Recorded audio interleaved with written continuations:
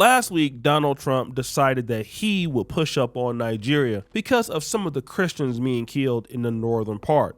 He threatened that he would come in, start war, and clean it up because Nigerian Christians needed to be protected. And of course, this caused a lot of uproar amongst the people, all over the continent and in America too. You had some people supporting him and some folks against him. And then certain people saying, listen, it's not really Christians being killed as much in the north. They are being killed, but also these terrorist groups are killing Nigerian Muslims, which dominate the population of the north. And so Donald Trump seemed to be really, really concerned about what was happening to Africans for a change. Stop the cap. Like my grandma used to always tell me, time reveals all truths.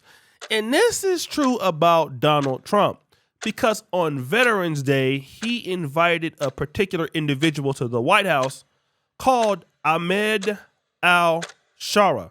Now, Ahmed Alshara is now the president of Syria, but Ahmed Alshara has some interesting things about his past.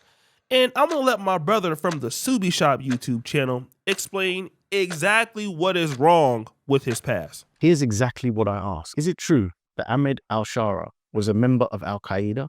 If so, would he not have been deemed a terrorist in the eyes of the United States? Perplexity responded with the following. Yes, it is true that Ahmed Alshara, also known as Abu Ahmed al-Juwan, was a member of al-Qaeda and led the group's branch in Syria, Jabhat al-Nusra, which was designated as a terrorist organization by the United States. For many years, he was considered a terrorist by the US government and was listed as a specially designated global terrorist with a $10 million bounty on his head. This then prompted me to ask Perplexity another question. Are there any documented cases of Alshara killing or committing any brutal or murderous acts? Perplexity responded. There are documented cases of brutal and murderous acts committed by groups under Alshara's leadership, particularly during his time leading the al-Nusra Front of Hayat Tahrir al-Sham. Under his command, these groups were responsible for a series of war crimes, including suicide bombs, forced conversions, ethnic cleansing, and sectarian massacres targeting Syrian Christians, Alawite, Shia, and Druze minorities. Now, Ahmed Alshara was not just a part of al-Qaeda. He had a $10 million bounty. Now, imagine you go into somebody's house who had a $10 million bounty on you, and it was ready to kill you 2 years ago. But it's all good now, and now you guys are good friends.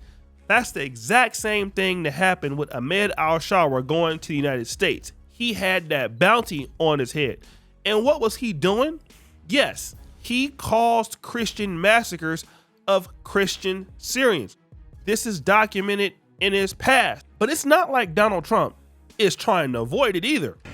And people said he's had a rough past. We've all had rough pasts, but he has had a rough past. And I think, frankly, if you didn't have a rough past, you wouldn't have a chance. Oh my God, he's had a little trouble in his past, but we can sweep it underneath the rug. But it's okay. We're friends now. And we have interest in Syria. Now, Nigerians were saying that Donald Trump wanted to come and start war because they wanted Nigeria's oil. Respectfully, Nigerians, let me tell you this. Donald Trump don't give a about y'all oil. He doesn't care. He doesn't want it. He don't want nothing that y'all got. Because if it was something that you had and that you got, he would sweep whatever it is that y'all were doing, good or bad, underneath the rug, like he's doing here with Syria. Because see, Syria is an important ally for Donald Trump. Because on the back end, where Donald Trump is really loyal to is Israel. And Syria somehow is going to become an undercover ally for Israel because Donald Trump basically is like a Zionist. So he ain't really tripping off nothing that y'all got and don't want nothing that y'all got. But I mean, if y'all got something for me, I definitely want something, whatever y'all got. Please send it to me at planetoshay@gmail.com.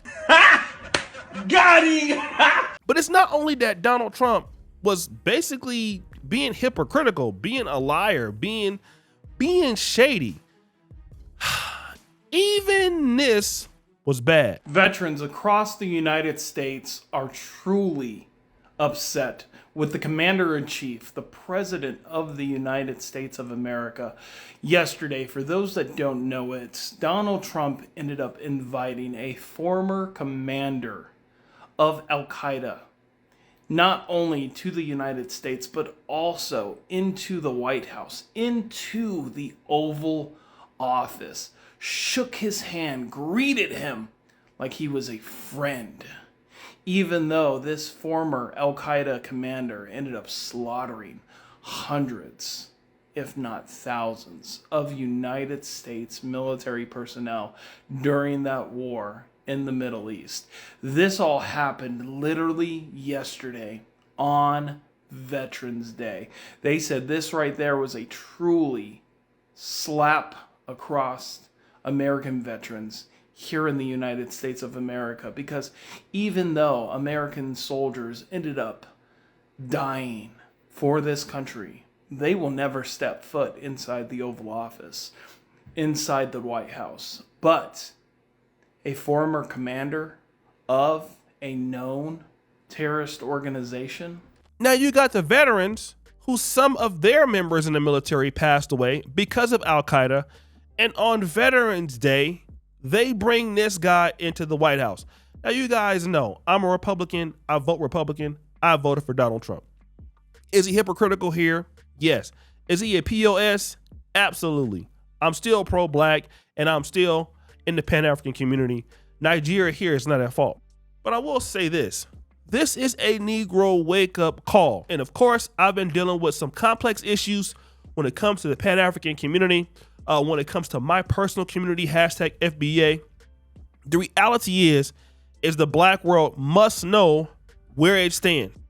And the only way you're going to be able to get a pass on your BS is you got to have something to offer. Okay? That's the reality of what it is. If countries see us in the black world in general with nothing to offer, we do not have leverage. All right. This is why I've been preaching about delineation on this channel, because why? It's not that we shouldn't work together, but we should improve our value to each other. Number one, it forces us to be fair to each other. If I'm a black American and you happen to be Ugandan and you love your community and I love my community and we are being fair with each other, we're going to have a better relationship. We're going to do things the right way. Neither one of us will leave slighted in the relationship. And what that will do is that will increase our business ties. It will increase our relationship ties. It will increase everything about us. And so what happens is as we start to leverage each other, then we can use that leverage as a community over other people, such as those who are anti-black. And then as you compound that leverage, you get away with some of the BS that you see some other countries are doing. Once you invest in yourself and you create something that somebody wants, or community that somebody wants, or value systems as somebody wants, on the flip side, you get away with things. Now, I'm not trying to say that you need to go out there and be corrupt and be shady and lie and steal and not pay your cable bill. I'm not saying that. But what I am saying is you definitely need leverage for when you do make mistakes. And we are missing out on the leverage part. The black world doesn't understand leverage, and these other countries do. That's why you can be a member of al-Qaeda, get a country, and come to the table with Donald Trump, where you had a $10 million bounty on your head, and Donald Trump talks about you favorably, like this. I liked him. I get along with him, the new president of Syria. And we'll do everything we can to make Syria successful, because that's part of the Middle East. He will even say how much he likes you, even though you're a murderer. That is leverage. And it's not because the guy is Arab or white or whatever. Right now, he has something that the United States wants, and for temporary, it's something to offer. So in order for us to give somebody something to offer on the world stage, we got to give each other something to offer right now. And that is where Pan-Africanism needs to move towards, which is, less romanticizing and more actualization. What can I do for my community in which I live and leverage that to trade with another community in the diaspora or in Africa and to grow our ties? That means good business. That means hosting events. That means everything that is legit by the book establishing goodwill, because when you do that, you gain leverage. And this guy gained leverage. I mean, unless you want to be, crazy and take over a country. Got him. You don't have leverage, they're going to treat you bad, and they're going to make you, the footstool, or they're going to make you the example. In this case, Nigeria was made the example. But when you have leverage, you're not the example. All of a sudden, they believe in you. All of a sudden, they want to work with you. They need something from you. We would rather be the Syria person than be somebody else, okay? And that's something that we're going to have to understand as blacks, is that for the rest of the world, we need to have something that they want, they desire, and to be able to use that to our benefit, like the Chinese. And how it starts is with respect and doing good business and doing good things amongst ourselves. Because how we treat each other is how we treat everybody else. When you see bad stories of blacks all around the world having problems in Dubai, UAE, Europe, America, those problems are not really looked at as bad if they're caught or kept into your own communities. Now, once your BS goes to somebody else, that's when it's a problem. And nobody wants to deal with that, all right? And we have to be mindful and cognizant of that nobody wants to deal with our problems, okay? Even if they're responsible for all of it or some of it or half of it. Nobody wants to deal with our BS, our issues at all, okay? People can only deal with you and your problems if they are gaining something.